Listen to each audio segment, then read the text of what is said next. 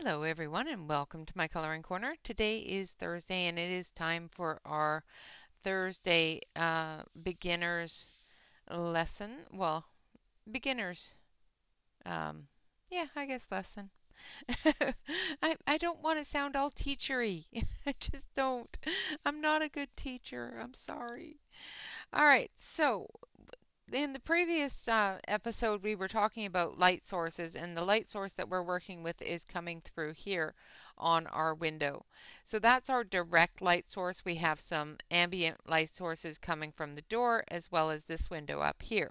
So those are secondary light sources. The one we're going to concentrate with the most concentrated light is going to be this window here.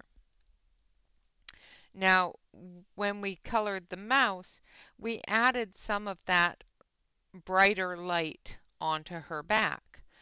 And I want to address something that I noticed in my last video was that my hand was in the way as I was coloring. I'm hoping with the change of direction of the camera that will eliminate that, but if it doesn't, I apologize. But that is what we're going to try to do today. We're going to continue coloring this and we're going to start adding our shadows. So we're going to continue on with the front of the mouse area here, and we're going to add the shadow on the broom as well as the floor. So our matchstick is going to be a light color, so let's color that first. Now we've got a little bit of light coming up here, but we don't have a lot of light coming down the base of the matchstick. Now I'm just going in little circles.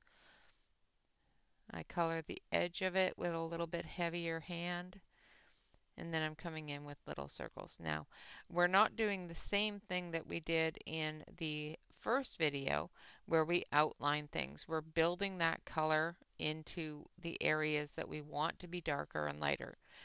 You can do this by doing the outline first if you choose to do that. That is up to you. So the color that I just used was pumpkin spice. Now we're going to start darkening that up a little bit, and we're going to go with coyote, which is 852, and I'm going to sharpen it. I did find that my little unicorn sharpener does like to eat my pencils, so I'm not going to use that today. I want some of my pencil left. So we've got coyote here, and now we're going to start adding the shadow in. So we've got a little bit of light on this side, but this side here is going to be all shadowed from her ear, from her hand, as well as the side of her body. Now I'm pressing a little bit harder up through here and down here where her hand is. And then I'm going to lighten my hand a little bit, and we're going to start moving up into that light area, keeping that area right there nice and light, like so. Now we want to blend that in, so we need to take the pumpkin. Oh, I just noticed that that is still really blurry. I don't know if it's my glasses, or hopefully it's not as blurry for you guys. I might need to clean my glasses because it looks really blurry to me. Hold on.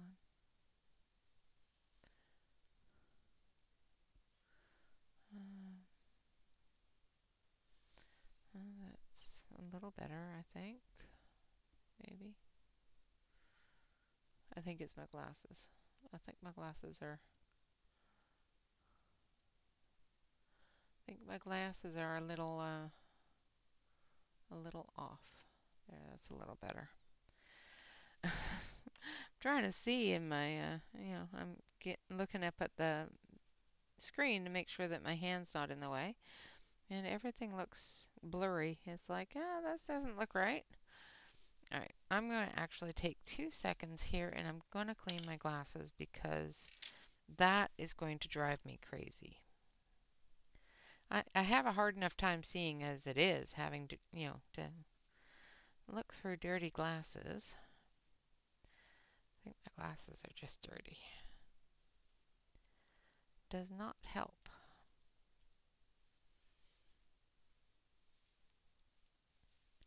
Sorry about that. I want to be able to see what I'm doing. That's better. Let me know if the video is blurry for you guys as well. Um, like I said, it looks a little blurry to me, but that could just be my glasses. Now we're coming down under here with the coyote. And this area here is going to have a much deeper shadow than this area up here and this area down here because she's blocking all the light to there. Now we're going to come down the back side of the broom here and where the bristles are. And the front side of the broom is going to be the side that has that light hitting it. So it's going to be a little brighter on that side.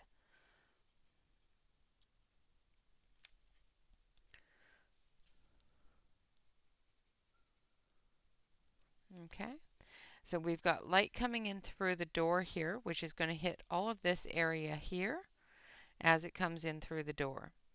So we're going to use our pumpkin spice again down here.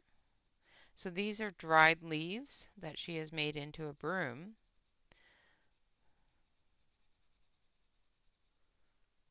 So we're going to make sure that we use our pumpkin spice for the dried leaf color.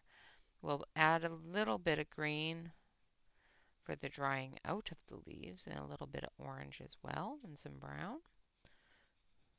But we're going to start with a very thin base coat of the pumpkin spice.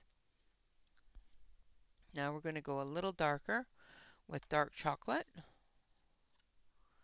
This has a little bit more red in it as well, which will give us that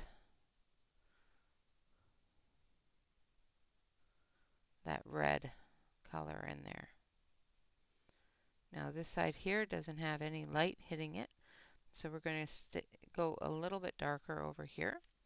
Going to add that coyote as well.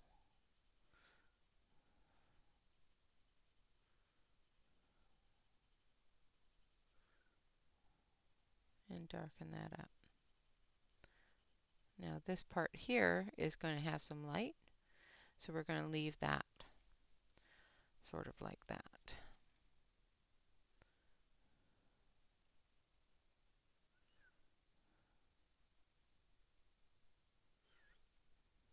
Same with down here, we're going to bring that brown down.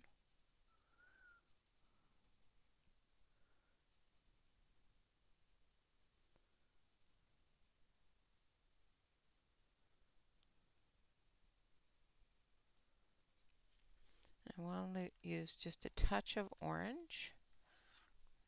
So this is bright orange. Just want to use the fall leaf kind of colors.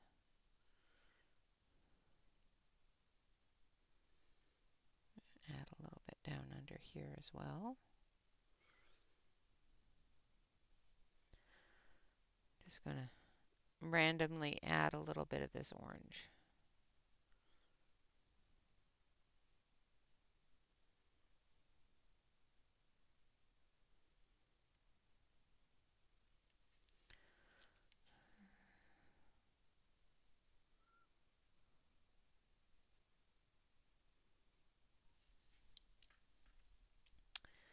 And then we're going to go to our coyote. And on the back side here, we're going to bring that coyote in and make it a little bit darker. Even over top of the orange a little bit. Darkening that part of the leaf broom up. As well as in here where our shadow is going to be from the overlap as well as the curvature of the leaf as it sweeps the floor. And come in with that dark chocolate.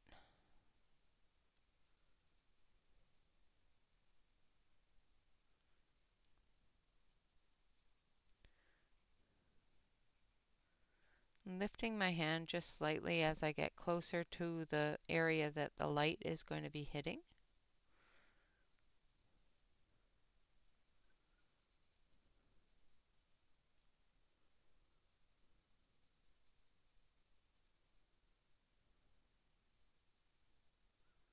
But still giving it some color.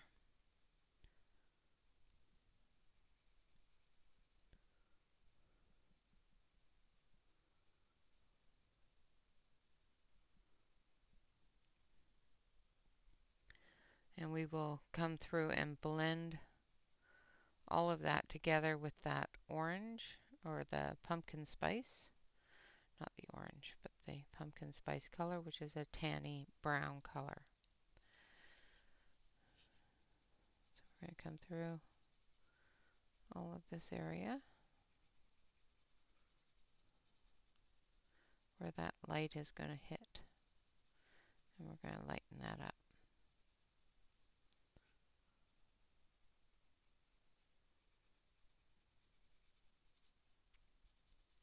Using the pumpkin spice color to blend, as well as put little bits of light in the shadow areas and the non-shadow areas. Brightening up those colors just a little bit. Like so. And then we're going to take our reds and we're going to do the elastic here. So we've got 628.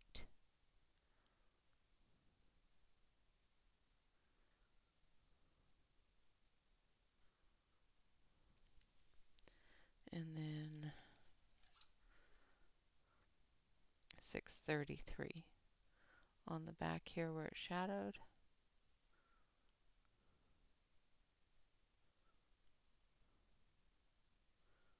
It doesn't matter which order you put them in.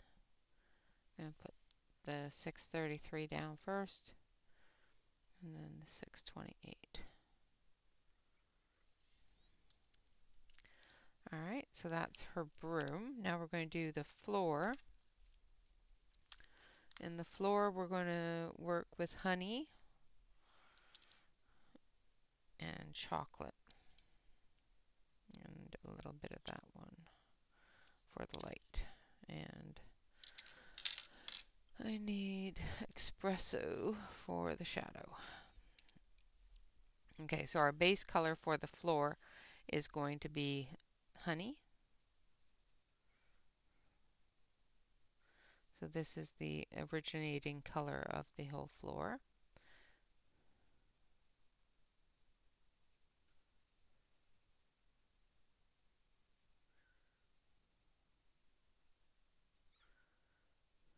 Now, these little poofs here are dust, and we'll be using a different color for that, just to fill those in. But we're going to put the floor underneath them. And this is where your shadows are going to start coming in. So pay attention to this part here. If you're having difficulty with your shadows from the light source. So our light source is behind, so our shadow is going to be deeper in the front than if the light source was in the front. Now again, we have some ambient lighting as well, some backlight. So we've got one source of bright light, but we've also got a source of backlight. So we need to keep in mind that there's light coming from behind, but there's also light coming from the front and the side. Now the light coming from the side isn't a huge amount of light. It's just enough to lighten things up a little bit on that side. But the light coming from the back is going to be a bright light, which is going to cause some deep shadow areas. So this is where you're going to start adding those shadow areas in. For example, this area right here is going to be a deep shadow. So we're going to take our espresso, we're going to sharpen it up nice and sharp. I'm going to move the book over a little bit here. I have a tendency to turn my hand, so then I'm covering things and I don't want to cover things. Make sure that your shadow color is fairly sharp, especially when you're getting into these deep crevice areas.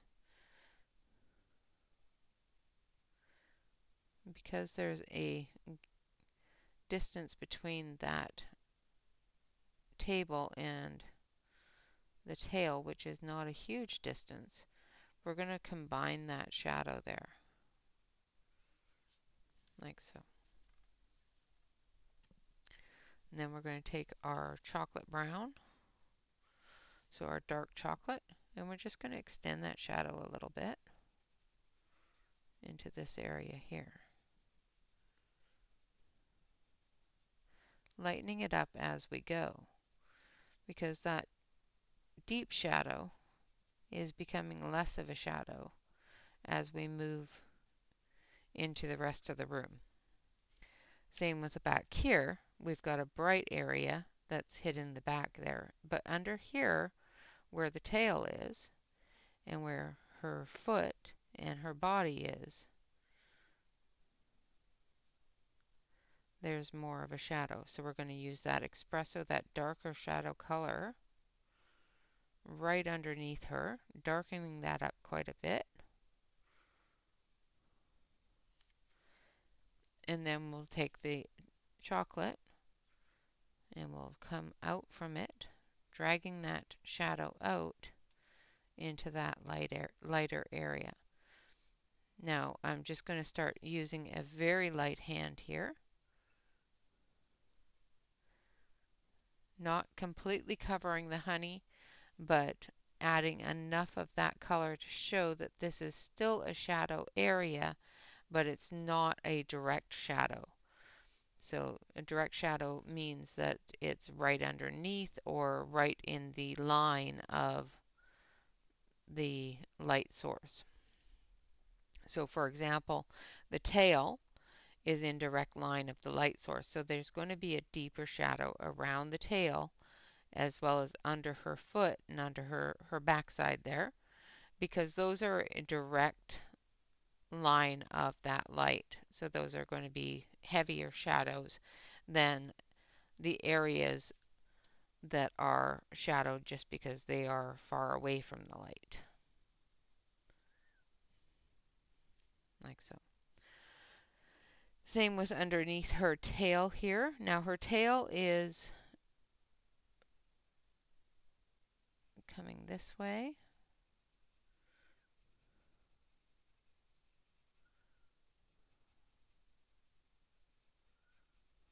Now there's light coming this way, which is touching that edge of her tail and blocking the light from the back side of her tail here. So we're going to bring that shadow out.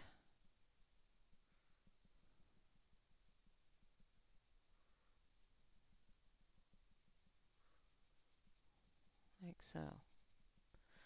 Now somebody asked me how I choose my colors. Now 9 times out of 10 I wing it. I don't typically choose a lot of colors beforehand. Now I'm going to go back in with the honey and I'm just going to brighten up that floor color, giving that a little bit more of a deeper shadow in the floor area, but still showing that floor color through. Now because this is going to hit right there, that side doesn't have a shadow, but this side does, but there's still a little bit of floor there that's going to get a touch of sunbeam on it. So we want that to stay a little bit lighter than the rest of the shadow area.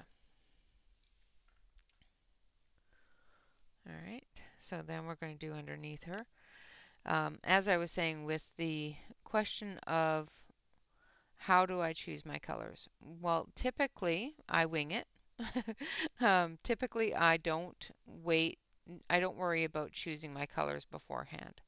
I let the picture tell me what colors will work best for it, and my mood to tell me what colors I'm into. Um, so once I choose a picture for the main object of the room, it allows me to change or to add colors based on those colors. Like, for example, the main color of the object in the room is the purple on her outfit. The browns are a secondary color because they're um, I'm trying to remember the name of the color. They're a warm color. They're not meant to be um, the main color. You know what I mean? I'm trying to think of the word for it, and I can't for some reason think of the word for it.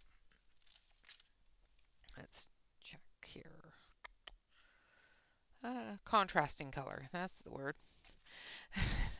So I choose to find complementary colors to the main bright color in the room, which is the purples.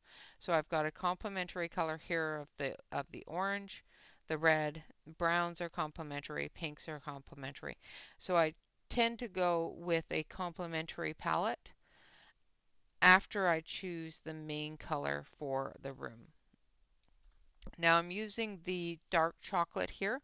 I'm not adding a whole lot of the really dark espresso color here because the sun is coming at the indirect light is coming from the doorway there, which is giving us a bit of brightness on the floor here. Now we do have a shadow area here a little bit, as well as under the broom.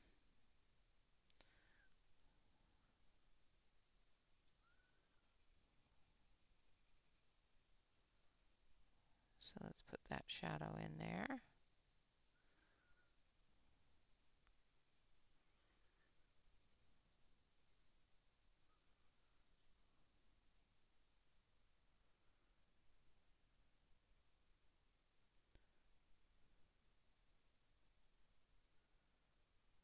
And behind her knee here where her back is a little bit, and under her toes. And then we're going to bring that brown, that chocolate, dark chocolate color, and we're going to come through here, extending that out and filling it in. Then we're going to come back through with the honey color, and I'm going to stop moving the book, I promise. Well, I can't promise. I will try to stop moving the book. It tends to move on its own when I push on the pencil.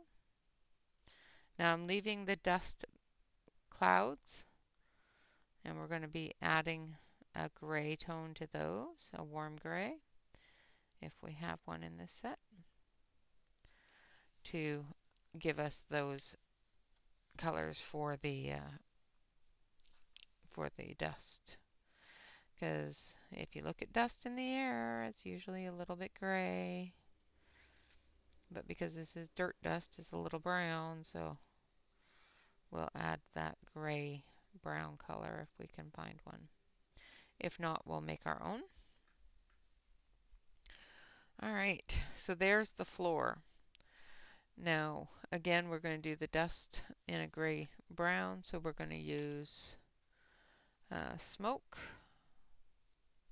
which gives us a little bit of a gray brown color. Mixing into that brown of the floor and dragging it up into it.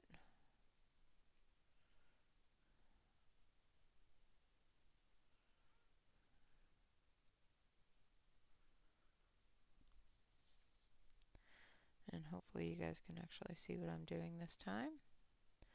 I apologize for the last video. Like I said, I did not realize that all you could see in most of the information was the back of my hand. That is not what I intended at all. The back of my hand is not the most wonderful thing to have to look at through an entire video. Just saying. All right, so we've got some more dust over here, so let's fill that in. Now there's light coming in at the top of that dust. So we're going to leave the top of that dust open just a little bit, because you know what happens when dust gets into the sunlight. It gets all sorts of bright, shiny colors. All right, then we're going to take a bit of our yellow, and not the dark yellow, just a creamy yellow.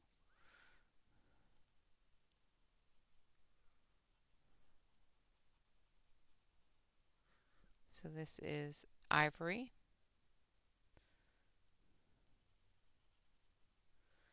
And we're just going to put a little bit of a ivory shine to the dust where that sunlight is going to hit it.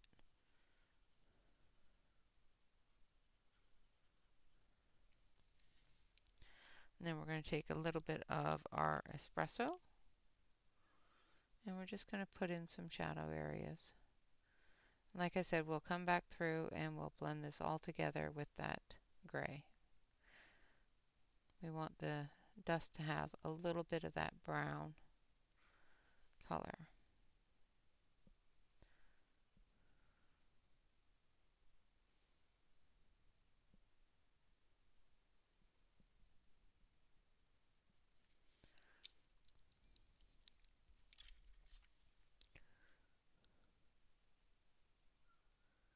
I'm just going to take the gray, well, the smoke color, and we're just going to blend that brown in.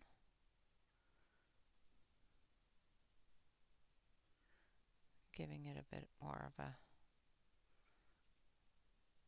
dirt kind of color. Yeah. All right. Now we're going to do the outside because the outside is the sky. So we've got some greens here. We're going to start off with a really light green where the light from outside is going to hit the tops of the bushes.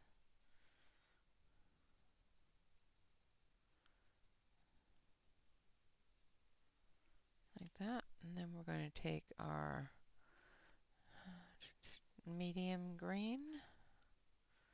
So the first one I used is a lime. This one here is soft green.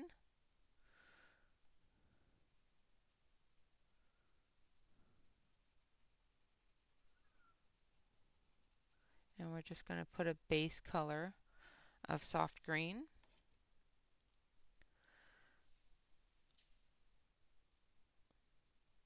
Don't worry if it looks a little messy. It's going to clear up as we add color. This is just the start. We're going to be adding some darker colors to build that dimension. So we're going to add forest green.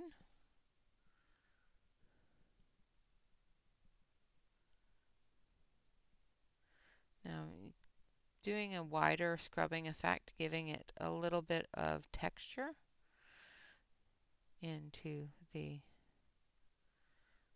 bushes here.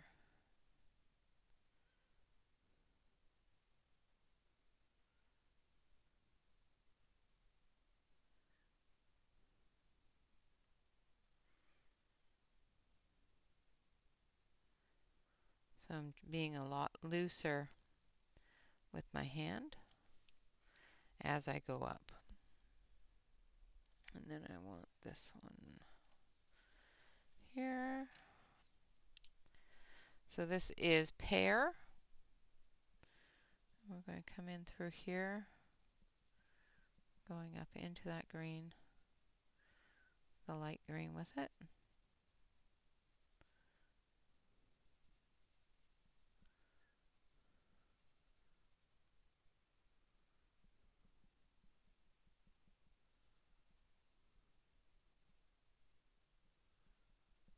And just blending that forest green out a little bit. Come back through with the forest green again. So as you can see, you're just building the color, getting the shadows of the bushes first of all into place, as well as working the highlights at the top of the bushes. So down here at the bottom, where we've got the ground area, these are going to be a little bit darker down here than up near the top, where the light is hitting it. Now we're going to do the sky, and we're going to start with light blue.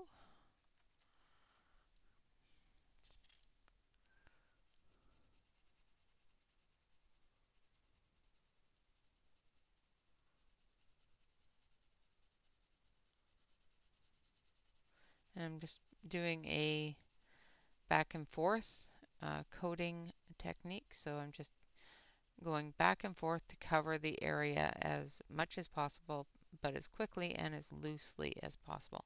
I don't want that to be horribly filled in, because I've got other work to add there and I want that tooth to stay. So down here we're going to add a little bit of dark blue. So we're using blueberry.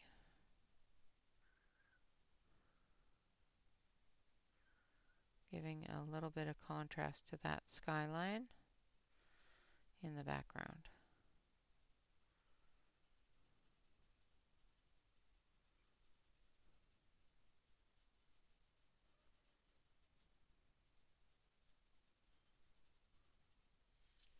And then we're going to take that light blue again.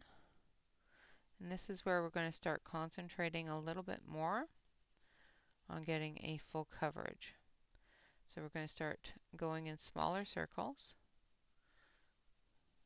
concentrating on building that color up.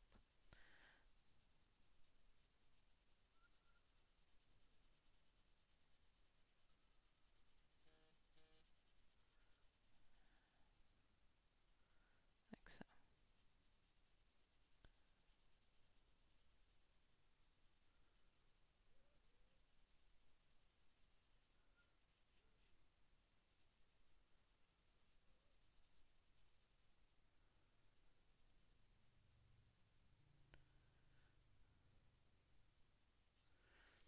And there we have our sky. Now we're going to take our white and we're going to blend the sky, because we want to tone it down just a little bit. And the white is a fantastic blending tool to do that with. It just dampens the color just enough to give us that lighter outside look.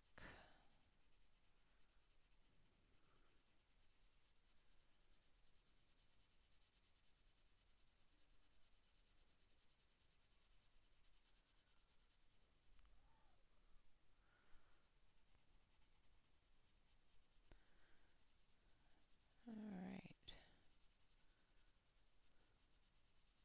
So next week, I think we're going to jump to something other than our matchstick mouse little fella. And we're going to start working on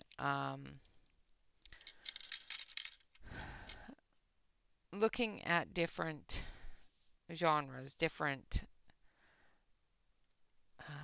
what's the word I'm looking for? I had somebody ask about skin tones. I've had somebody ask about hair, you know, that sort of thing. Now that we've touched base on the different variations in different directions of light, we can move on to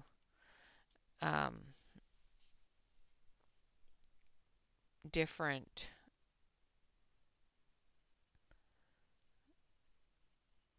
textures and things like that.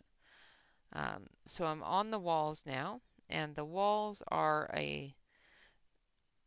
I'm going to assume a clay kind of dirt kind of wall. So I'm going to do them honey, and I'm going to put the bottom here where we've come up against the wall from the floor down here, and we're going to use a dark brown just to give the difference between the wall and the floor. So we've got a shadow coming off of under here, as well as under here, and a small shadow over there. All right.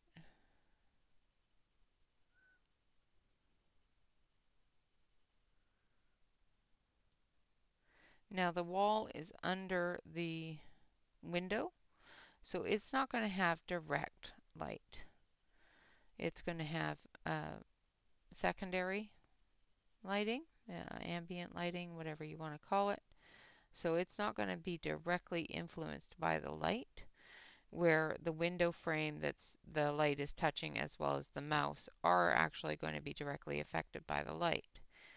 The wall itself behind her is not going to be affected by that light, but it is going to have some shadowing on it. For example, at the bottom where the wall comes to the floor, there's going to be a shadow running up the wall. So I'm using deep brown as our shadow color as we come up the wall here. Now, because of the nature of this drawing, there's going to be a lot of earth tones. When we get into things like faces and that sort of thing, we're going to be using a lot more of those peach tones, those bright tones, and that sort of thing. So once we get into those, we will start utilizing more color and more texture and that sort of thing. So we're going to use the sienna brown for this part under here. I do apologize, my phone is ringing. I will get to it again in a minute here. So we're going to come in with that sienna brown under here.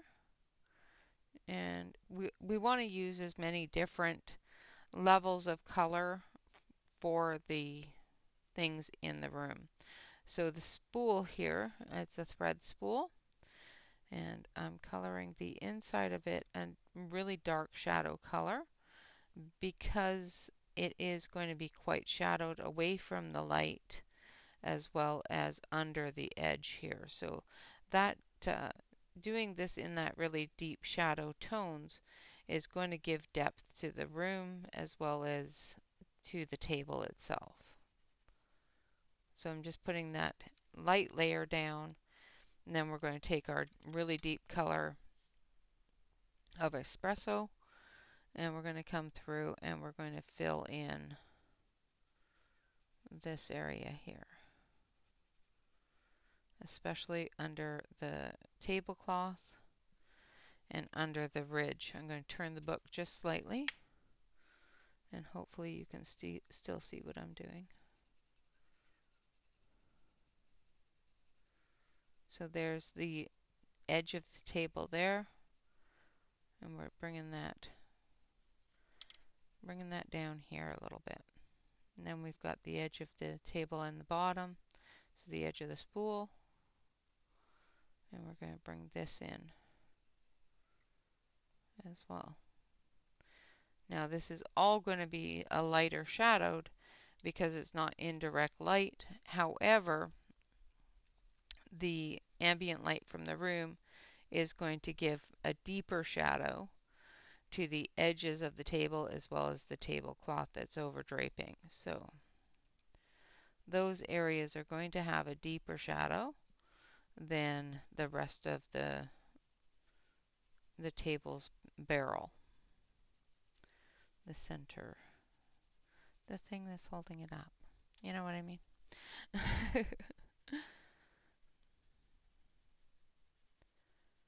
And once we get this part done, we'll move on. So this has shadow from the window, or the tablecloth I should say, and shadow from the edge of the table here. but it's got some direct light coming off at the window directly there. So we're going to put this shadow in, but we're going to stop there.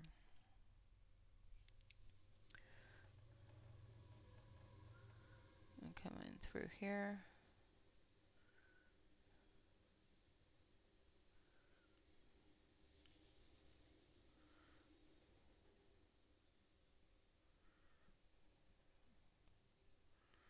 Now we've got shadow coming up through here.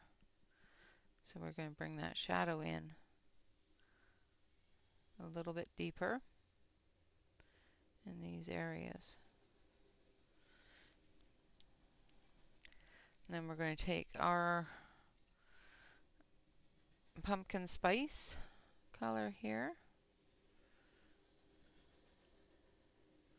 And we're going to add it to that, giving our shadowed area just a little bit of that touch of light.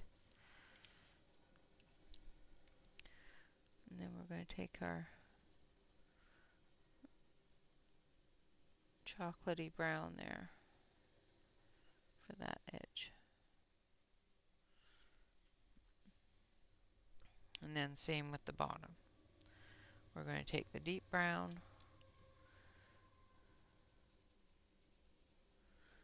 We're going to come around the edge here.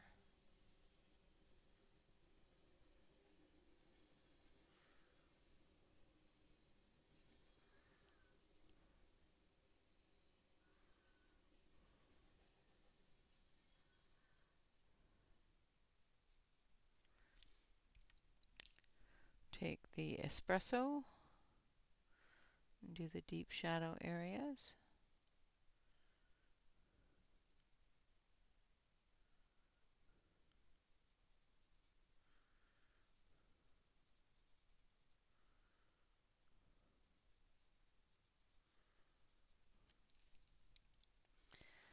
We're going to put some light here.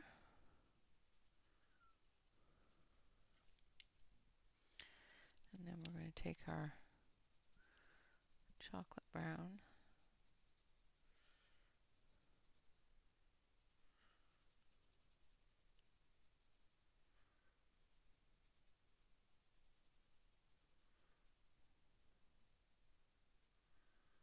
We're just going to bring in that color.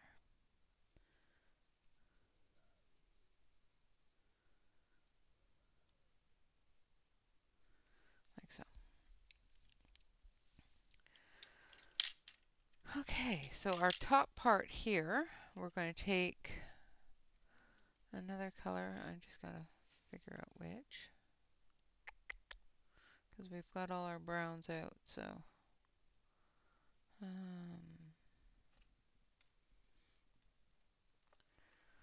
yeah, let's do the window sills.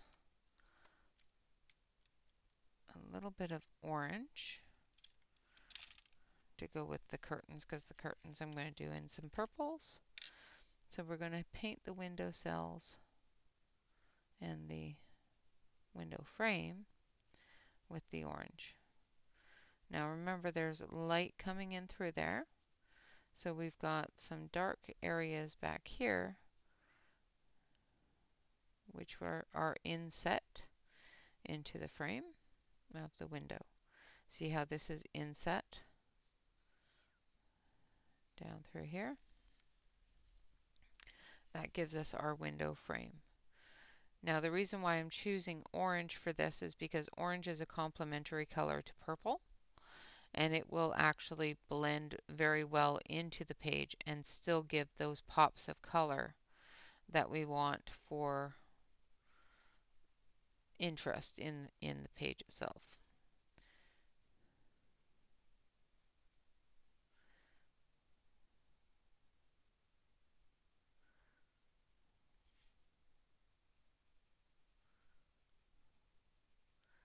I'm using a very light hand, letting that yellow show through.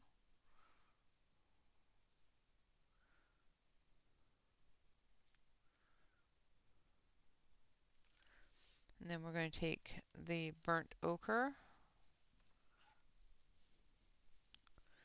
and we're going to start putting in little bits of a shadowy area here in the center areas where that light is not hitting it 100% on the edges there. And that color still has the ability to shine through.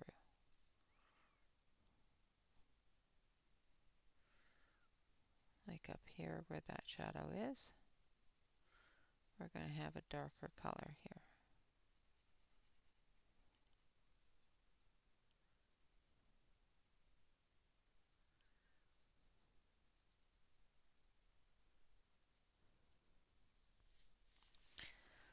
Like so.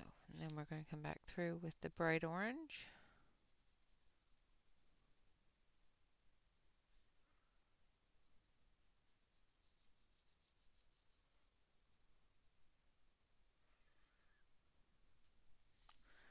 And I need that bright yellow orange as well. So we're going to use saffron to blend that yellow into the orange areas here.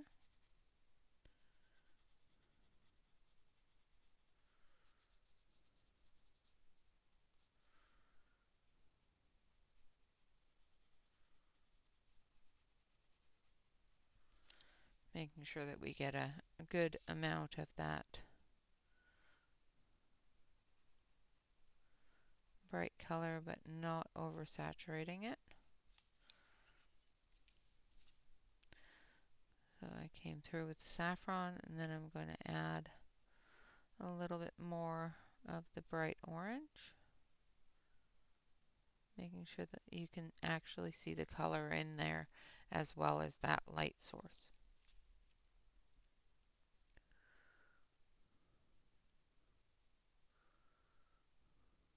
Like so. Then we're going to take the honey.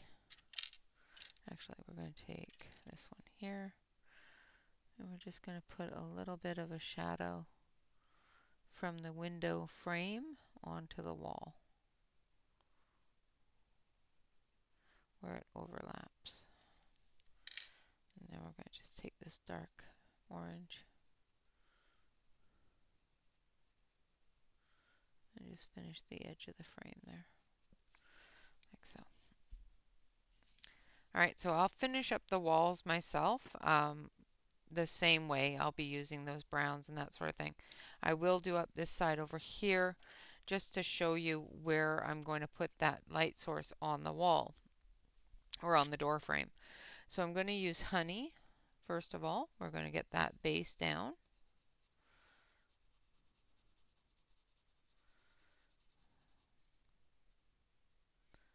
Again, just putting in a little bit of pressure, not having to put in a lot of pressure here because this is just the basing.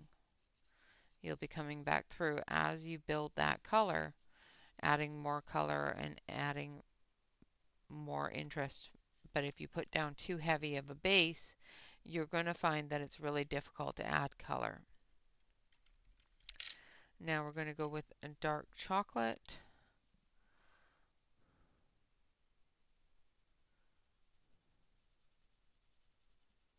On the inside as well as around the poofs of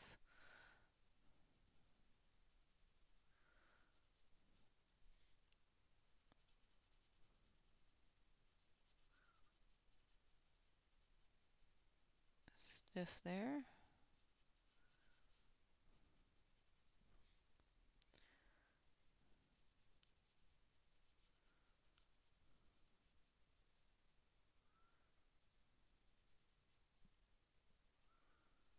Marking off all of the crevices and little divots in the door, in the frame, because it looks like it is a part of the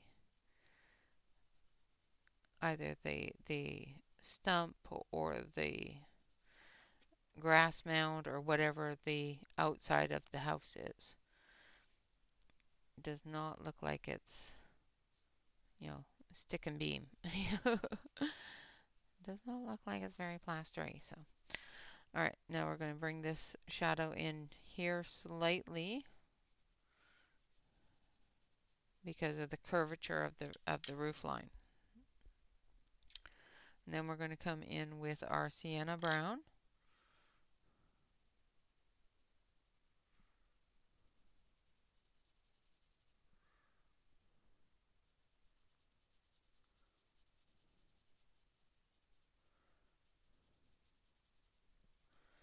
And we're going to darken that up a little.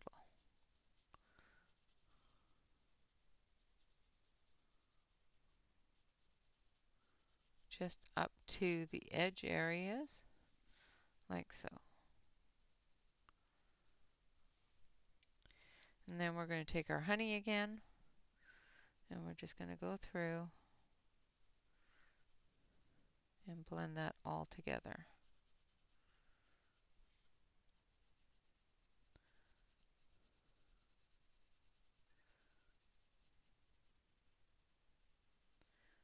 And that should be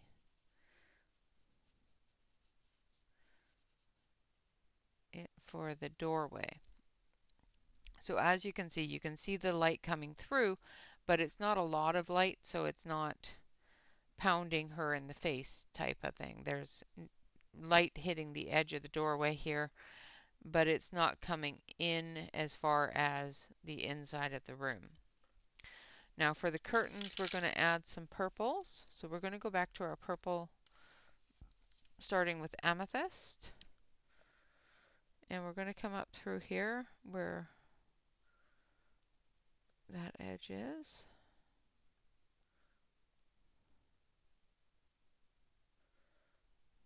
Now we're going to put a little bit of a shadow behind her here.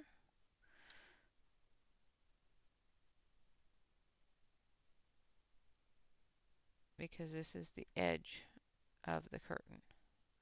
There's pleats and that sort of thing that we need to put those shadows in for.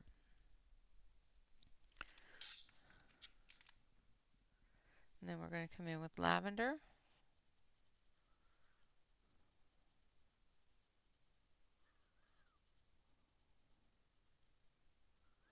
As we come closer into the edge of the curtain where it's lighter. I start lifting my hand up, creating that lighter, thin layer of color that the sun is washing out. Like so. I'm going to do the same thing on the other side here. This side has a tie here. So let's go do the tie. And then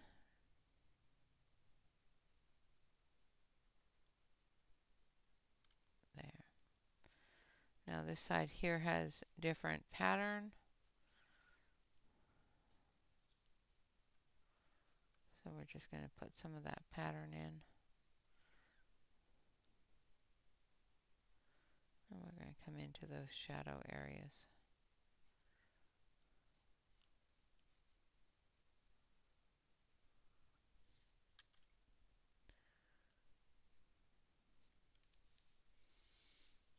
So.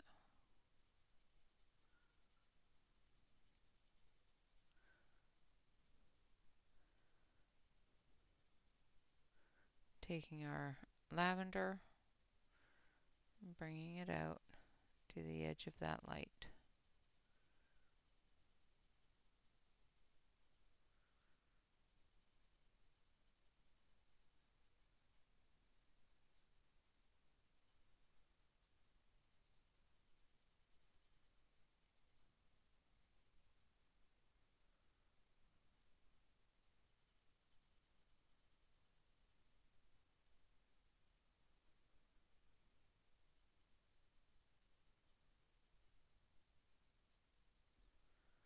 Like so.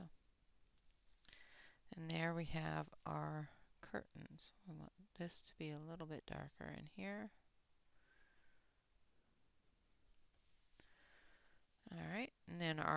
tablecloth, we're going to use our oranges again. So we have three areas that are in our purples. This area and these two areas. Now we're going to add this area here to be our orange. So our orange, orange, orange. Then we've got three areas of green. And then this area here we'll do in our yellows, which will blend into her, well, we can do it in our pinks, which will blend into her pinks on her face and her tail. So we have a cohesion of colors throughout the room, which will give you that ability to have that balance in the way that things are shown in your picture. Sometimes having balance is what makes the picture look more realistic or more normal. And then if I was to come in here with, 150 colors and use every single color on each little piece, that chaos will make your eye not sure what it's seeing and unsure of the picture. So if you ever look at a picture that has a lot of color and your brain goes, I'm not sure about that picture, it's because there's not, you don't see a cohesion to the color. The artist may have seen the cohesion and may have a vision for it, which is fantastic. But sometimes if there isn't a cohesion, we don't see it very well.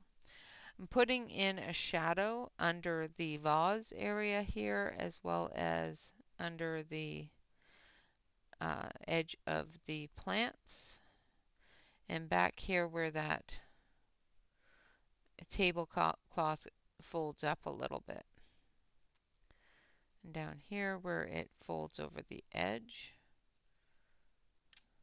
as well as back here where it does, and down here where it folds over, and back here where it's under the coffee, under the edge there. I am putting the shadows in using the burnt ochre.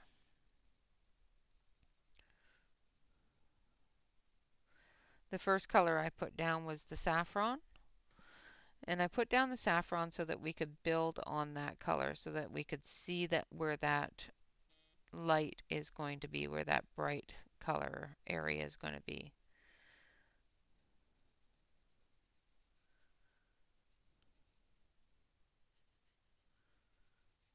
And then we're going to come up through here.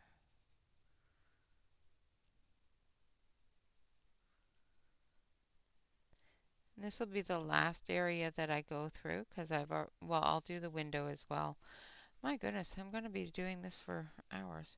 Um, I don't want to do it all, take up a whole lot of time, so I'm trying to pick and choose what areas I do. However, in doing that, I feel that I'm not giving you the full information, and I don't like that. So that's why I take so much time sometimes doing a full video, because I always feel like I've left something out, that I haven't given you all the information, and it makes me feel really uneasy with myself. I don't feel right when I haven't given you all of the information for you to work with and create with, and especially I know when I was just starting out, I really wanted somebody to give me direction. I wanted somebody to, say, okay, this is how you do this and this is how you do that, um, which I didn't get until I started really watching YouTube videos. So, a lot of YouTube videos have helped me. However, I want you to be able to get as much help as you can from one video, or one video series, or one channel, instead of having to hop through 6, 7, 8 different channels to get the same information. Now, if you're not understanding the way I'm explaining it, of course, definitely look through and find other channels that are explaining it in a manner that you understand. So Don't feel that you have to only watch my channel. That is not at all what I'm saying. I do suggest other channels. Um, there's so many different ones out there that have a beginner series that have been doing this longer than me. So they may have more information or better outlooks and stuff like that than I do. All right, so now we're going to do the window, and that will be the last piece. The green in the back here will be done the same way. The flowers and the greenery will be done the same way as everything else. The flowers will be done pretty much the same way I did the roses. The glass on the flower pot there, the vase, we're going to do that glass in, let's do it in pink, just because. So on the vase, we've got the flower stems in there, and we've got the edge of the vase itself. This is where the glass is. So this is all the area that you're going to see, which is thicker. So you're going to see more of that color.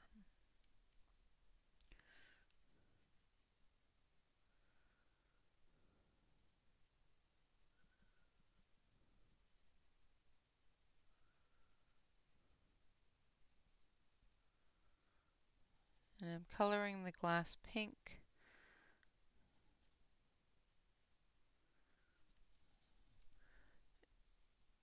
And I'm going to take a very light pink. The dark pink I have used, so this is fruit punch. Now we're going to take creamy beige because I don't want this to be really extremely bright. I want to blend that down into the glass. So the glass itself is going to be in there, showing in there as a creamy white color. Now we're also going to take a little tiny bit of that orange, and we're going to show that orange through the bottom of the glass from the tablecloth.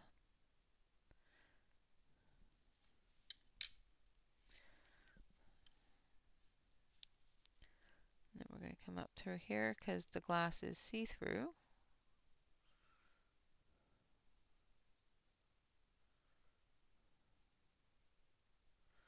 I'm going to blend those colors in. And then I'm going to take that deep pink again, and we're just going to come around the front here.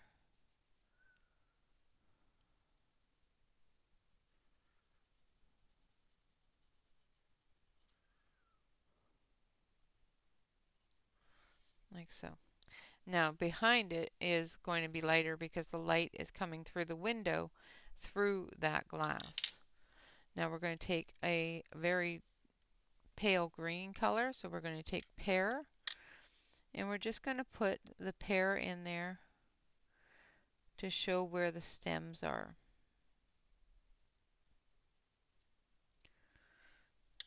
And if you want, you can take a little tiny bit of blue to show that there's some water in there.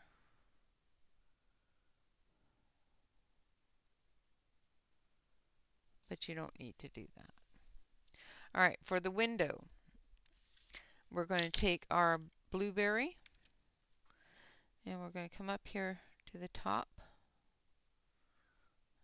of the window. We're going to come down to the edge and down to this edge. And then we're going to take this one here, we're going to sharpen it.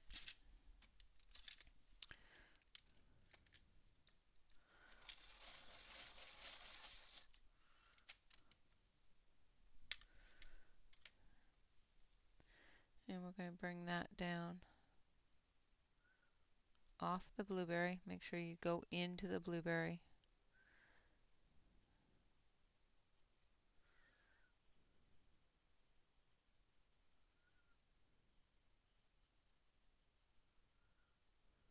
Like that. And then we're going to take our white, the same as we did out there, and we're going to dampen this down a little. We're going to spread it out into the window.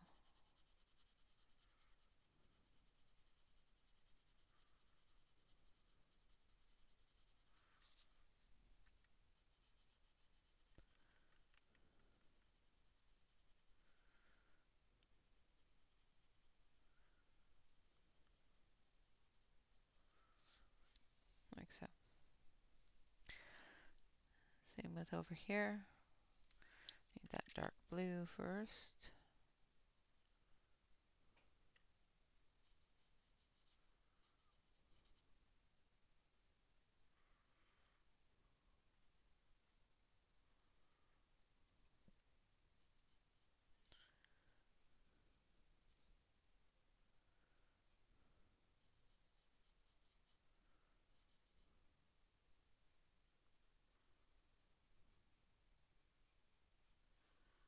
Like that. Then we're going to bring that light blue in, dragging it down. Now remember, you've got your light sources there. So we've got our light lines there. So we're going to leave that open as much as possible in that area. So we're going to take our white and we're going to drag down to that area. Drag up through that area.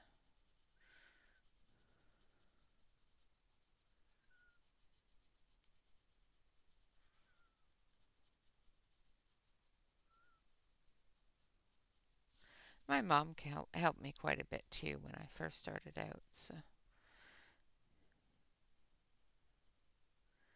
there was many different things I did not know. I did not know what a blender was. It was terrible. I did not know how to blend anything. Alright, so I'm going to bring that in.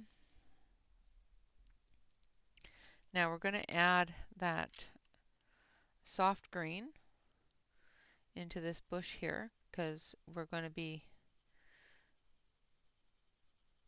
adding the white here. So we want to put as much color into the bush here as we're going to put in because we're going to be dulling it down a little bit with that white. I think I want slightly brighter green here at the top.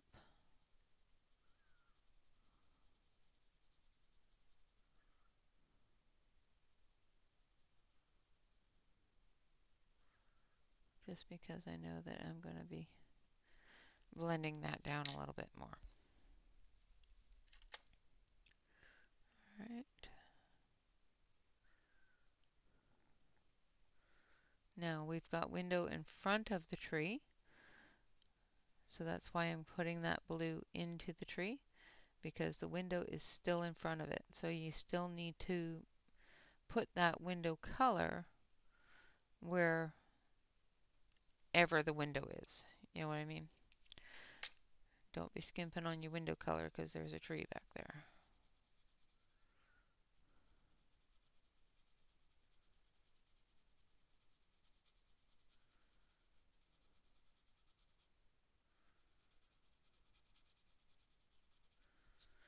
Okay, and then we're going to take our white paint pen and we're going to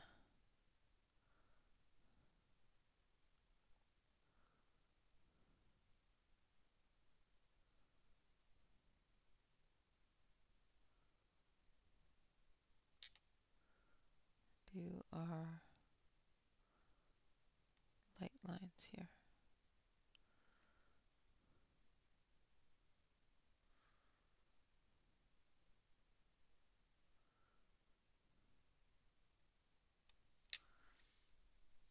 Like so. Alright, so there we have our little mousy house. Like I said, I will finish this up. Your continued practice will be to put in the light around the window. Remember, this is not a direct light source. This is an ambient light source, just like the door. You're going to color the edge with just a touch of yellow, just a little tiny bit of light coming through that window. And then, of course, the walls.